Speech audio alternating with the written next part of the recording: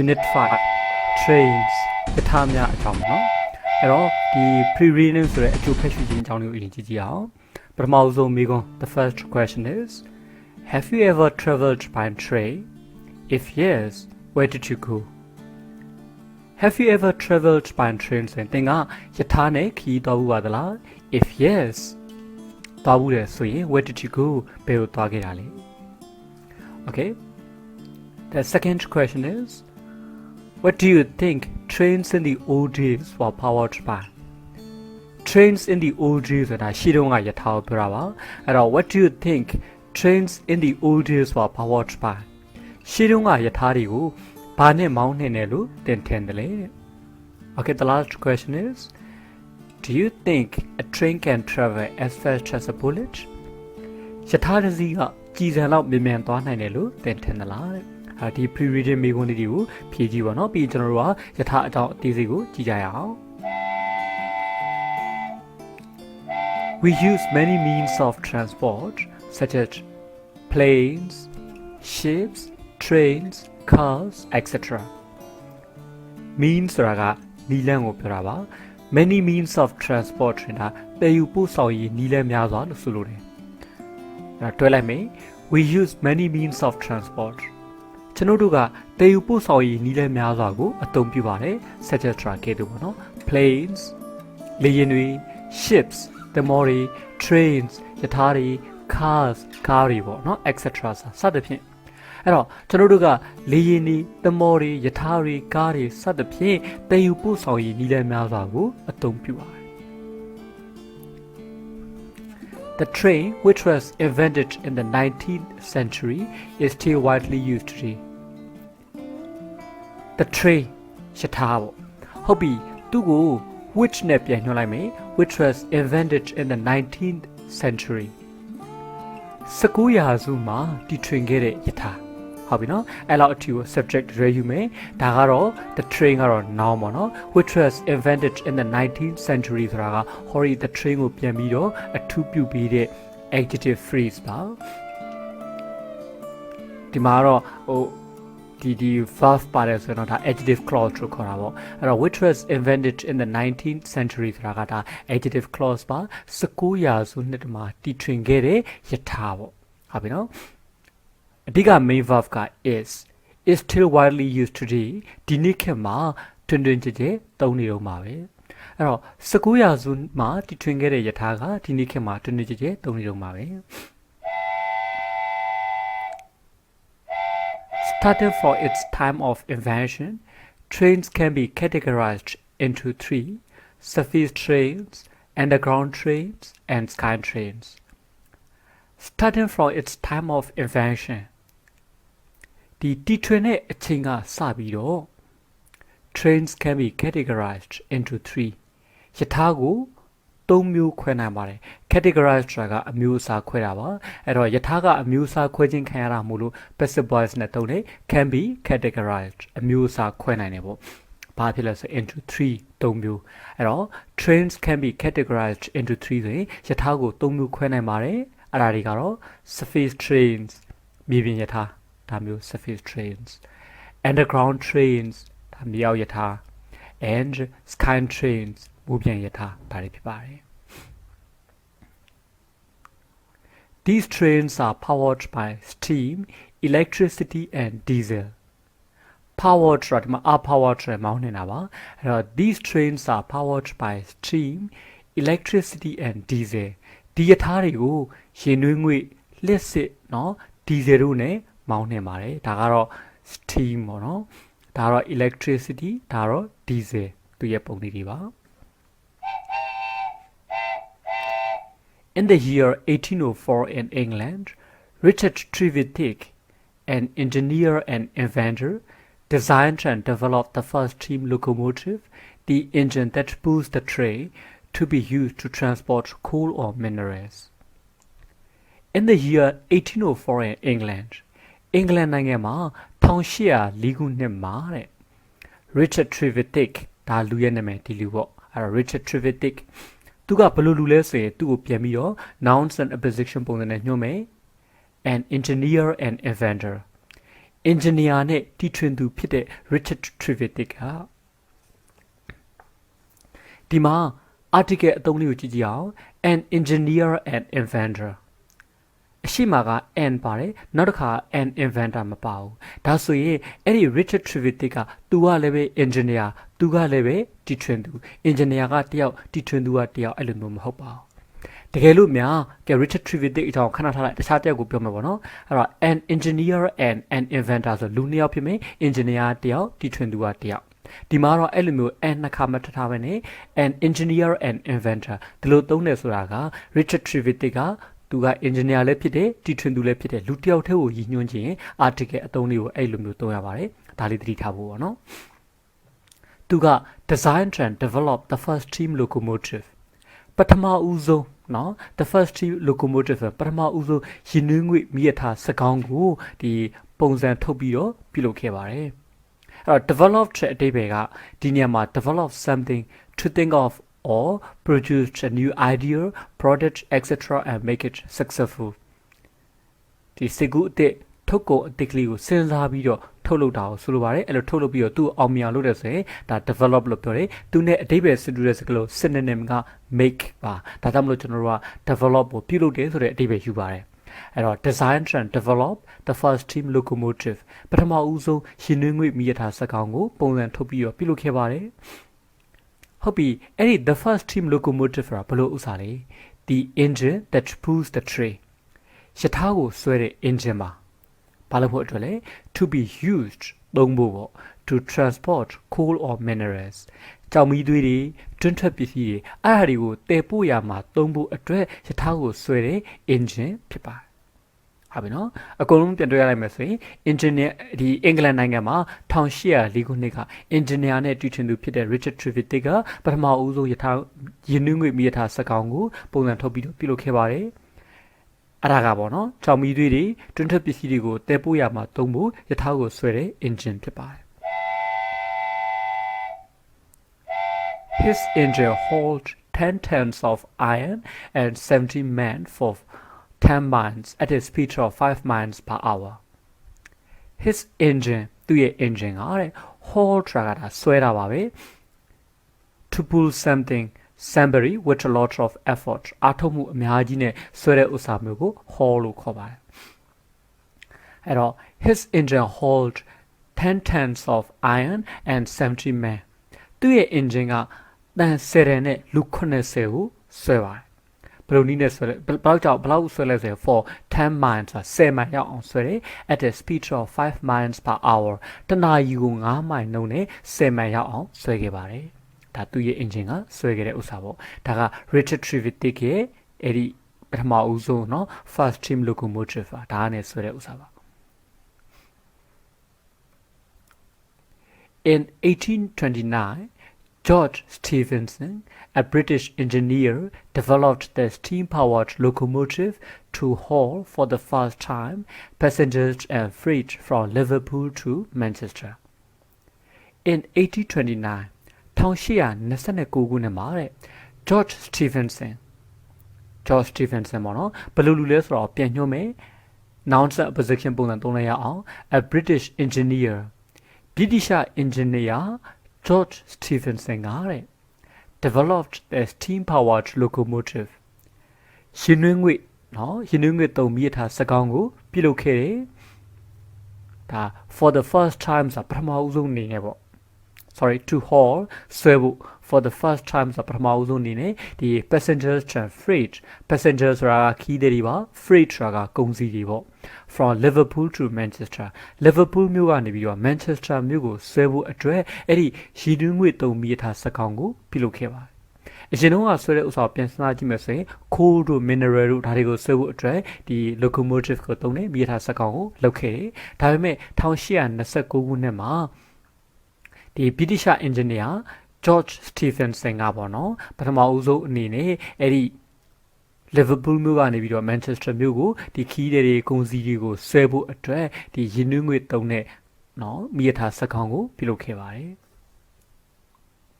ဒါကတော့ George Stephenson ရဲ့ပုံစံမှာဒါကတော့ George Stephenson's steam power locomotive ကသူလုပ်ထားတဲ့ရင်းနှီးငွေတုံးမီးရထားစက်ခေါင်းပါနော် Steam locomotives or railway engines were used until about 1940. Steam locomotives ရင်းနှီးငွေစက်ခေါင်း or railway engines ဒါမှမဟုတ်မီးရထား engine တွေပေါ့အဲ့ဒါတွေကိုတဲ့ were used until about 1940 1940လောက်ခုနှစ်လောက်အထိကိုအသုံးပြုခဲ့ပါတယ် Electric trains are powered by electricity from overhead lines,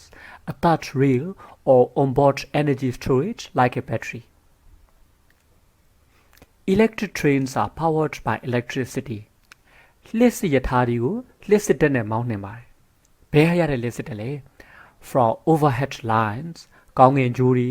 ဒီပုံထဲမှာတွေ့နိုင်မယ်ကောင်းကင်ကြိုးတွေဒါ overhead lines ပါ။နောက်တစ်ခုက attached rail ဆိုတာကဒါတတိယတန်လမ်းပေါ့နော်ဟိုဆိုလိုတာလျှပ်စစ်တန်လမ်းမှာအင်္ဂလိပ်လိုရှင်းပြရမယ်ဆိုတော့ attached rail ဆိုတာက a metal rail ပါဒီတထု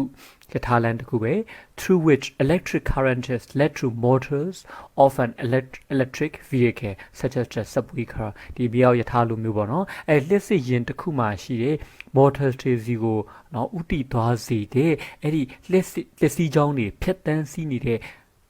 တထုတန်လမ်းကို touch rail လို့ခေါ်ပါတယ်အဲ့တော့လျှပ်စစ်တန်လမ်းလို့ပြောလိုက်အဆင်ပြေပါတယ်ဟုတ်ပြီအဲ့တော့သူအခုလောလောဆယ်လျှပ်စစ်တက်ရတဲ့ဥစ္စာနှစ်ခုရှိတယ်ပထမတစ်ခုက overhead lines ကောင်းကင်ကြိုးတွေနောက်တစ်ခုက attached rail တတိယတန်လမ်းပေါ့နော်တနည်းပြောမယ်ဆိုရင်လျှပ်စစ်တန်လမ်းတွေ or onboard energy storage like a battery ဒီ battery လိုမျိုးပေါ့အဲ့ဒီယထာပေါ်မှာပါတဲ့စွမ်းအင်တူလောင်တဲ့အရာတွေကရတဲ့အဲ့ဒီလျှပ်စစ်ဓာတ်တွေနဲ့ဒီ electric trains တွေကိုလျှပ်စစ်ရထားတွေကိုမောင်းနှင်ပါတယ် They are used on freight routes or in areas with advanced rail networks, and they are ideal for commuter rail service with frequent stops. They are used သူတို့ကိုသုံးပါတယ်။ဘာမှသုံးတယ်လဲဆိုရင် on freight routes ဒါကုန်စည်လမ်းကြောင်းတွေပေါ့။အဲ့တော့ကုန်စည်လမ်းကြောင်းတွေမှာသုံးတယ်ဒါမှမဟုတ် or in areas with advanced rail networks. အဆင့်မြင့်နော်ရထားလမ်းကွန်ရက်တွေရှိတဲ့နေရာမှာသုံးပါတယ်။ and they are ideal သူတို့ကစံပြဖြစ်ပါတယ်ဘယ်သူတွေအတွက်လဲဆို for commuter rail service with frequent stops ဒီနေရာမှာ stop ဆိုတာကဘူတာတွေကိုပြောတာပါအဲ့တော့ frequent stops နဲ့မကြာခဏရက်ရတဲ့ဘူတာတွေပေါ့အဲ့တော့မကြာခဏရက်ရတဲ့ဘူတာတွေရှိတဲ့เนาะဒီခီးဝဲအလုပ်စင်းတဲ့သူတွေကိုတင်တဲ့เนาะယထာဝန်ဆောင်မှုတွေအတွက်စံပြဖြစ်ပါတယ်ဟုတ်ပြီအဲ့တော့commuter တလုံးနဲ့ကိုကြည့်ကြည့်မယ်ဆိုရင် commuter ဆိုတာ a person who travels into a city to work each day usually from quite far away ဟိုအဝေးကြီးကနေပြီးတော့နေ့စဉ်ဒီအလုပ်လုပ်ဖို့အတွက်မြို့ကိုလာတဲ့သူကို commuter လို့ခေါ်ပါတယ်မြန်မာလိုဆိုရင်တော့ပုံမှန်ခီးဝေးအလုပ်ဆင်းတဲ့သူပေါ့အဲ့တော့ commuter rail ဆိုတာကတော့ part of a railroad made especially for people who work in a city but live outside of it part of a railroad ဆိုတာယထာလမ်းတစ်ခုရဲ့အစိပ်ပိုင်းတစ်ခုပါ made especially for people ဆိုအထူးသဖြင့်လူတွေအတွက်လုပ်ပေးထားတာပေါ့ဘယ်လိုလူလဲဆိုရင် who work in a city but live outside it မြို့ကြီးမှာအလုပ်လုပ်တယ်ဒါနဲ့မြို့ပြင်မှာနေတဲ့သူတွေအတွက်လုပ်ပေးထားတဲ့ဥစ္စာမျိုးကို commuter rail လို့ပြောပါတယ်အဲ့တော့ commuter rail service ဒီလို keyway အလုပ်ဆင်းတဲ့သူတွေကိုတင်တဲ့ယထာဝန်ဆောင်မှုတွေပေါ့နော်အဲ့ဒါအတွက်စံပြဖြစ်ပါတယ်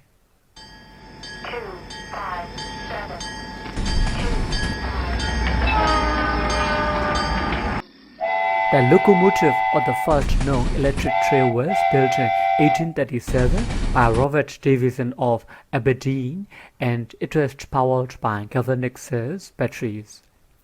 The locomotive of the first known electric train ပထမဦးဆုံးလို့သိကြတဲ့လျှပ်စစ်ရထားအတွက်ပေါ့နော်အဲ့လျှပ်စစ်ရထားအတွက်ဒီမီးရထားစက်ကောင်ကိုတဲ့ was built in 1837 1838ခုနှစ်မှာတည်ဆောက်ခဲ့ပါတယ်ဘယ်သူကတည်ဆောက်ခဲ့တာလဲဆိုရင် Robert Davison of Aberdeen မြို့က Robert Davison ကနေပြီးတော့တည်ဆောက်ခဲ့ပါတယ် and it was powered by galvanic cells batteries အဲ့ဒါကို galvanic cells ပေါ့ batteries တွေနဲ့မောင်းနှင်ပါတယ်ဒါ Robert Davidson ရဲ့ပုံစံမှာဒါသူလုပ်ထားတဲ့ galvanic cells တွေပေါ့ The chief disadvantage of an electric tray is the high cost of infrastructure, overhead lines or touch rail, substations and control systems. The chief disadvantage of an electric tray. Let's say yatha dasi ye adiga aane che bo no chief disadvantage karo is the high cost of infrastructure. Achigan asawu ri ye myinma de konja si ba achigan asawu soda ba le overhead lines, kaungin juri or touch rail တတိယတန်လန်းပေါ့နော်လက်စစ်တန်လန်းနေဒါကယထာမောင်းနေမှုအတွက်လက်စစ်ရတဲ့နေရာကြီးအဲ့ဒါကြီးနောက်တစ်ခုက substations တအားခွဲယုံနေ and control systems ထိန်းချုပ်တဲ့စနစ်တွေအဲ့ဒါကြီးနော်အဲ့ဒါတွေရဲ့မြင်မာတဲ့ကုန်ကြစည်ဖြစ်ပါတယ်အဲ့တော့လက်စစ်ယထာတစည်းရဲ့အဓိကအားနည်းချက်ကတော့အခြေခံအဆောက်အဦတွေဖြစ်တဲ့ကောင်းကင်ဂျိုးတွေတတိယတန်လန်းလက်စစ်တန်လန်းတွေတအားခွဲယုံနေထိန်းချုပ်တဲ့စနစ်တွေရဲ့မြင်မာတဲ့ကုန်ကြစည်ဖြစ်ပါတယ်In 1860, work on the first underground began in England.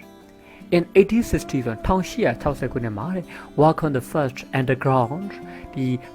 ပထမဦးဆုံးပေါ့နော်မြေအောက်ယထာနဲ့ဆိုင်တဲ့အလုပ်ကို began in England အင်္ဂလန်နိုင်ငံမှာစတင်ခဲ့ပါတယ်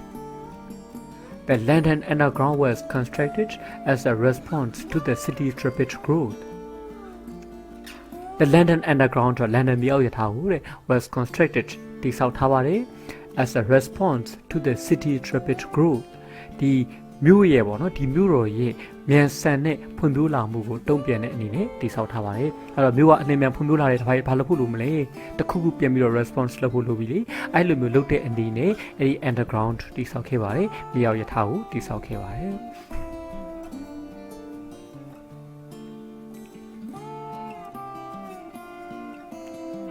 The first underground railway on which carriages were pulled by a steam engine was opened in 1863. The first underground railway, the ပထမဦးဆုံးနော်မြေအောက်ယထာလမ်းပေါ့ on which carriages were pulled သူ့အပေါ်ကနေပြီးတော့ယထာရွဲတွေကိုဆွဲတဲ့ဘာနဲ့ဆွဲရလဲဆိုတော့ by steam engine ရေနွေးငွေ engine ကနေပြီးတော့သူ့အပေါ်ကနေပြီးတော့ယထာရွဲတွေကိုနော်ဆွဲတဲ့အဲ့ဒီပထမဦးဆုံးမြေအောက်ယထာလမ်းကို West Open 1863 1863ခုနှစ်မှာဖွင့်လှစ်ခဲ့ပါတယ်ဒါကတော့တိုက်ရိုက်ဘာသာပြန်လိုက်တာပေါ့မြန်မာလိုစီပြောင်းပြောမယ်ဆိုရင်ဒီယထာတွဲတွေကိုရေနွေးငွေ engine နဲ့ဆွဲတဲ့ပထမဦးဆုံးမြေအောက်ယထာလမ်းကို1836ခုနှစ်မှာဖွင့်လှစ်ခဲ့ပါတယ်ဒီပေးထားတဲ့ on which ကတော့ hori railway ကိုပြန်ညွှန်းတယ်ယထာလမ်းပေါ်ကနေပြီးတော့ဖြတ်ဆွဲတဲ့သဘောမျိုးကိုပြန်ပြီးတော့ညွှန်းပါတယ်နော် Steam engine trains retained their importance in transportation until about 1896 when electric powered locomotives were used for the subway Steam engine trains ရေနွေးငွေ engine မြေထားတွေက retained their importance in transportationတည်ယူပို့ဆောင်ရေးမှာသူတို့ရဲ့အရေးပါမှုကိုထိန်းသိမ်းထားပါတယ် until about 1896 1896ခုနှစ်လောက်အထိပေါ့နော်တည်ယူပို့ဆောင်ရေးမှာသူတို့ရဲ့အရေးပါမှုကိုထိန်းထားတယ်အဲ့ဒီ1896ခုနှစ်ဆိုတာဘလို့အချိန်မျိုးလဲဆိုတော့ when electric powered locomotives are used for the subway မြေအောက်ယထာတွေအတွက်လက်စစ်အားသုံးတဲ့နော်မြေယထာစက်ကောင်းတွေကိုအဲ့ဒီမြေယထာစက်ကောင်းတွေကိုသုံးတဲ့1896ခုနှစ်အချိန်ထိတည်ယူပို့ဆောင်ရေးမှာသူတို့ရဲ့အရေးပါမှုကိုထိန်းသိမ်းထားခဲ့ပါတယ် Many cities in the world have underground railway nowadays as underground trains are more convenient, cheaper and quicker for commuters. Many cities in the worldကမ္ဘာပေါ်မှာရှိတဲ့မြို့ကြီးတွေများစွာမှာ have underground railway nowadays ဒီနေ့ခေတ်မှာမြေအောက်မြေထားလမ်းတွေရှိပါတယ် as underground trains are more convenient, cheaper and quicker for commuters ဒီမြေအောက်မြေထားတွေကနော်ပုံမှန်ခီးဝေးအလုပ်ဆင်းတဲ့သူတွေအတွက်ပို့ပြီးတော့အဆင်ပြေတယ်ပို့ပြီးတော့ဈေးသက်သာပြီးတော့ပုံမြန်တဲ့အတွက်ကြောင့်မလို့တဲ့ဒီနေ့ခေတ်မှာပေါ့နော်အဲ့ကမ္ဘာမှာရှိတဲ့မြို့ကြီးတွေများစွာမှာမြေအောက်မြေထားလမ်းတွေရှိနေပါတယ် Underground trains are commonly used in New York, Mexico City, Paris, Madrid, Shanghai, Beijing, Guangzhou, Nanjing, Seoul, Moscow, Hong Kong, Tokyo, and Singapore. Underground trains ဒီမြေအောက်ရထားတွေကိုမြေအောက်မြေထားတွေကို are commonly used များအားဖြင့်သုံးပါတယ် in New York မြို့ပေါ့ Mexico City ဒါ Mexico City မြို့ပါ Paris မြို့ Madrid မြို့ Shanghai Beijing เนาะ Shanghai မြို့တို့ Beijing မြို့ Guangzhou Nanjing Seoul Moscow Hong Kong Tokyo and Singapore ဒီလိုမြို့ကြီးတွေပေါ့เนาะအဲ့ဒီမှာအများအားဖြင့်အသုံးပြုပါတယ် It was only in the 20th century that surface trains with diesel-electric locomotives, known popularly as diesels, came into use. It was only in the 20th century, that surface trains with diesel-electric locomotives, known popularly as diesels, diesel စကောင်းလို့เนาะ diesel စကောင်းလို့လူသိများကြတယ်အဲ့ဒီ diesel လျှက်စစ်မိရထားစကောင်းပါတယ်မြေပြင်မိရထားတွေကိုတဲ့ came into use အသုံးပြုလာကြပါတယ်အဲ့တော့ဒီညမှာသူက emphatic pattern အလေးနဲ့ထားခြင်းတဲ့ပုံစံကိုသုံးတဲ့အတွက်ကြောင့်မလို့ဒီ interest ပြီးတော့မှနောက်က that ပုံစံသုံးထားတယ်အဲ့တော့သူရိုးရိုးစကားနဲ့ပြောရမယ်ဆိုရင်တော့ only in the 20th century surface trains with diesel electric locomotives known popularly as diesels came into use ဒါဆိုလည်းအဆင်ပြေတယ်ဒါနဲ့လေးနဲ့စီခြင်းတဲ့အခါမှာအရှိကနေ it was တခုခုသုံးမယ်ပြီးတော့အဲ့ဒီဥစ္စာကလူတစ်ယောက်ပေါ့နော် person တခုခုဆိုရင် who နဲ့ညွှန်းမယ်တခြား thing ဆိုရင်တော့ that နဲ့ညွှန်းမယ်ဒီပုံစံလေးနဲ့အဲ့ဒီ emphatic pattern လေးသုံးပြီးတော့သူရေးထားတာပါThese diesel trains offered greater flexibility and performance than steam trains, as well as substantially lower operating and maintenance costs. These diesel trains, the diesel ရထားတွေကနေပြီးတော့ offered greater flexibility and performance than steam trains. ရှင်နှွေးငွေ့မီးရထားတွေထပ်ပိုပြီးတော့နော်ပြောင်းလဲပြင်လဲရှိမှုတွေနောက်ပြီးတော့စွမ်းဆောင်ရည်ရှိမှုတွေကိုပြီးတယ်ပြီးတော့ as well as substantially lower operating and maintenance cost သူရဲ့လက်ပတ်တဲ့ဈေးနော်ထိတ်သိမ်းတဲ့ဈေးအဲ့ဒါလည်းတော်တော်ကိုပိုနေပါတယ်But flexibility means the ability to change to suit new conditions or situations အခြေအနေအသစ်တွေကိုနော်အခြေအနေအသစ်တွေမှာတင့်တော်နိုင်ဖို့အတွက်ပြောင်းလဲနိုင်တဲ့အစွမ်းကို flexibility လို့ခေါ်ပါတယ်မြန်မာလိုဆိုတော့ပြောင်းလဲပြင်လဲရှိမှုပေါ့Now substantially means very much a lot အများကြီးလို့အဓိပ္ပာယ်ရတယ်တော်တော်ကိုလို့အများကြီးလို့တော်တော်ကိုလို့အဓိပ္ပာယ်ရတယ်ဟိုသူကဘာနဲ့အဓိပ္ပာယ်တူလဲဆိုရင် considerably ဆိုတာနဲ့အဓိပ္ပာယ်တူပါတယ် After the Second World War turbine electric locomotives were developed but they were found to be uneconomical and were not used or developed further After the Second World War ဒုတိယကမ္ဘာစစ်အပြီးမှာတဲ့ turbine electric locomotives were developed turbine လျှပ်စစ်မီးထားစက်ကောင်းတွေကိုပြုလုပ်ခဲ့ပါတယ် but they were found to be uneconomical ဒါပေမဲ့သူတို့ကနော်စီးပွားရေးအရတွက်ချင်မကိုက်ဘူးဆိုတာကိုတွေ့ရတယ် and were not used သူတို့မသုံးတော့ဘူး or developed further နောက်ထပ်တိုးတက်အောင်လည်းမလုပ်တော့ပါဘူးဒီရှိပြီးသားအခြေအနေကနေနောက်ထပ်ပို့ပြီးတော့တိုးတက်အောင်မလုပ်တော့ဘူးပေါ့ Among the different types of train, the sky train runs above the surface. Among the different types of trains, the yata musa a mu and the sky train runs above the surface. Mobian yataga, mibian attackani bio, pisebari. It is fully automated, driverless, rapid transit system in the world. It is fully automated. Raga apiwa aloliao snit pide driverless. မောင်းသူလည်းမဲ့တယ် rapid transit system in the world ဒီကမ္ဘာမှာပေါ့နော်မြန်ဆန်တဲ့ယထာပို့ဆောင်ရေးစနစ်ဖြစ်ပါတယ်အဲ့တော့ rapid transit system ကိုတလုံးချင်းစီမပြောဘဲနဲ့ကျွန်တော်တို့အဓိပ္ပာယ်ကတော့ a system for moving people quickly around the city using trains ယထာကိုသုံးပြီးတော့ဒီမြို့တစ်ဝိုက်မှာလူတွေကိုမြန်မြန်ဆန်ဆန်နဲ့ပို့ပြီးတဲ့စနစ်ကို rapid transit system လို့ခေါ်တယ်အဲ့တော့မြန်ဆန်တဲ့ယထာပို့ဆောင်ရေးစနစ်လို့ဘာသာပြန်လိုက်မယ်ဟုတ်ပြီနော်အဲ့တော့ကမ္ဘာပေါ်မှာအဲ့ဒါကအပြည့်အဝလိုလျောက်စနစ်ဖြစ်တဲ့အပြင်မောင်းသူမဲ့တဲ့မြန်ဆန်တဲ့ယထာပို့ဆောင်ရေးစနစ်ဖြစ်ပါတယ် The SkyTrain system is a quality rapid transit system that is fully separated from vehicle traffic and is an alternative for people to avoid being stuck in congestion The SkyTrain system မိုးပြရထားစနစ်က is a quality rapid transit system ဒီအရေးသွေးမြင့်တဲ့မြန်စနစ်ရထားပို့ဆောင်ရေးစနစ်ဖြစ်တယ်သူ့ကိုပြန်ညွှန်းမယ်သူကဘာလို့ထားလဲဥစားလဲဆိုရင် that is fully separated from vehicle traffic vehicle traffic ဆိုတာယာဉ်အသွားလာနေပြီးတော့အပြည့်အဝခွဲထွက်ထားတဲ့ဟုတ်ပြီနော်အဲ့ဒီအရေးသွေးမြန်စနစ်ရထားပို့ဆောင်ရေးစနစ်ဖြစ်တယ်ပြီးတော့ and it's an alternative for people to avoid being stuck in congestion လူတွေအတွက်ပေါ့ being stuck in congestion ဆိုတာရင်ကြောပိတ်ဆို့နေရပြောတာပါရင်ကြောပိတ်ဆို့တဲ့အထက်မှာပိတ်မိနေရကို stuck in congestion လို့ပြောတယ်အဲ့တော့ရင်ကြောပိတ်ဆို့မှုကိုရှောင်နိုင်မဲ့တခြားနည်းလမ်းဖြစ်ပါတယ် alternative mean another way ပါတခြားနည်းလမ်းတစ်ခုဖြစ်ပါတယ်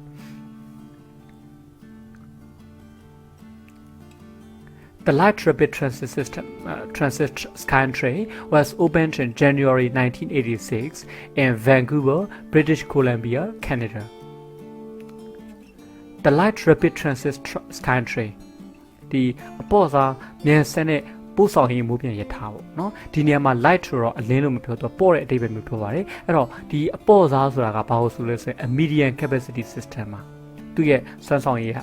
အလဲအလက်ပဲရှိရပါတော့ MCS ပါသူ့တနည်းပြောမယ်ဆို also known as light rapid transit or light metro ဒီလိုလဲသိကြတယ်အဲ့ဒါကတော့ is a rail transport system ရထားပို့ဆောင်ရေးစနစ်တစ်ခုပါ with a capacity greater than light rail ဒီအပေါ်စားရထားတွေထက်ပိုပြီးတော့စွမ်းဆောင်ရည်တော့မြင့်နေ but less than typically heavy rail rapid transit ဒီပုံမှန်ပေါ့နော် heavy rail rapid transit တွေထက်တော့ဟိုစွမ်းဆောင်ရည်နည်းပါတယ်အဲ့တော့တော်ရအောင်ပြောမယ်ဆိုရင်တော့အလဲလက်ဆင့်ရှိတဲ့ရထားစနစ်ပေါ့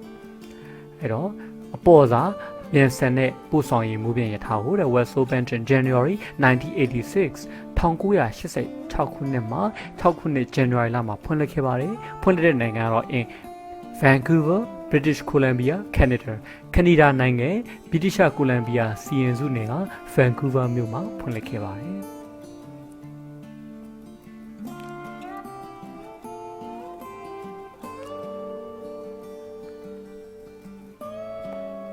SkyTrains can be seen in the USA, Germany, Japan, China, Australia and South Africa. SkyTrains can be seen ဒီမိုးပြရထားတွေကိုမြင်နိုင်ပါတယ်။ဘာမှလဲဆိုတော့ in the USA, American ပြည်ထောင်စုပေါ့နော်။ USA stands for the United States of America ပါ။ဒီ USA တို့ UK တို့ဒါမျိုးတွေကိုပြောတဲ့အခါမှာအရှိရတဲ့အမြဲတမ်းထည့်ဆိုတော့သတိထားပြီနော်။အဲ့တော့ the USA ဆိုရင် American ပြည်ထောင်စု Germany, Japan, China, Australia နဲ့ South Africa တို့မှာမြင်နိုင်ပါတယ်။ In Thailand, ထိုင်းနိုင်ငံမှာတော့ SkyTrain started operating in 1999 မိုးပြရထားတွေကို1999ခုနှစ်မှာစတင်ပြည့်ဆွဲခဲ့ပါတယ်။ Today, high-speed bullet trains are becoming popular and common. ဒီနေ့ခေတ်မှာတော့မြန်နှုန်းမြင့်တဲ့ကြည်စင်ရထားတွေကလူသိများလာပြီးတော့အတွေ့အလဲများလာပါတယ်။ The first bullet train in Japan traveled 130 miles per hour. ဂျပန်နိုင်ငံမှာပထမဦးဆုံးကြည်စံရထားကတဲ့ဒီတနာရီကိုမိုင်130သွားပါတယ် Today the Hayabusa Falcon bullet train can travel 186 miles per hour. Today ဆိုဒီနေ့ခေတ်မှာ the Hayabusa means Falcon ပေါ့နော်တိတ်ငှက်ကိုပြောတာပါအဲ့ဒီ bullet train ဒီ Hayabusa ကြည်စံရထားတွေကcan travel 186 miles per hour တနာရီကို186မိုင်သွားနိုင်ပါတယ်ဒါက Hayabusa bullet train ရဲ့ပုံပါ Bullet trains are now quite common in France, Germany, Belgium, Italy and the Netherlands, Spain, Saudi Arabia, South Korea, China and Japan. Bullet trains are now quite common. ကြည်စံရထားတွေကိုတော့တွေ့ရများပါတယ်။ဘာမှလဲ in France, ပြင်သစ် Germany, Belgium, Italy, the Netherlands, Spain, Saudi Arabia, South Korea, China, တရုတ်နဲ့ and Japan တို့မှာတော့တွေ့ရများပါတယ်။ဒါ bullet trains တချို့ရဲ့ပုံစံပါ။ဒါတော့တရုတ်နိုင်ငံ bullet trains ပါ။ဒါဂျပန်နိုင်ငံ bullet trains ပေါ့။ The invention of the train is a significant milestone in the history of human development. The invention of the train ယထာတီထွင်မှုက is a significant milestone အရေးပါတဲ့မှတ်တိုင်ဖြစ်ပါတယ် significant ကတိတာတော့အရေးပါတော့လို့အဓိပ္ပာယ်ရရတယ်ဒီမှာတော့အရေးပါတော့လို့ပြောမယ်အဲ့ဒါကအရေးပါတဲ့မှတ်တိုင်ဖြစ်ပါတယ်ဘာမှလဲဆိုရင် in the history of human development လူသားဖွံ့ဖြိုးမှုသမိုင်းမှာအရေးပါတဲ့မှတ်တိုင်ဖြစ်ပါတယ် trains are very eco-friendly ယထာတွေကပတ်ဝန်းကျင်ကိုအန္တရာယ်ဖြစ်စေမှုအလွန်နည်းပါတယ် eco-friendly means not harmful to the environment ပတ်ဝန်းကျင်ကိုအန္တရာယ်မဖြစ်စေရပါand though are expensive to produce and maintain သူတို့ကိုထုတ်လုပ်ဖို့ထိန်းသိမ်းဖို့အကုန်အကျများပေမဲ့တဲ့ they are still an important system of transport in many countries of the world ကမ္ဘာနိုင်ငံနော်ကမ္ဘာနိုင်ငံများစွာမှာဒီတေယူပို့ဆောင်ရေးပေါ့အရေးပါတဲ့တေယူပို့ဆောင်ရေးစနစ်ဖြစ်နေတော့မှာပဲအဲ့တော့ဒီဥစ္စာတွေပြင်ပြမယ်ဆိုရင်ယထာတွေကနော်ပတ်ဝန်းကျင်ကိုအန္တရာယ်ဖြစ်စေမှုအလွန်နည်းပါတယ် very eco-friendly ဖြစ်တယ်ပေါ့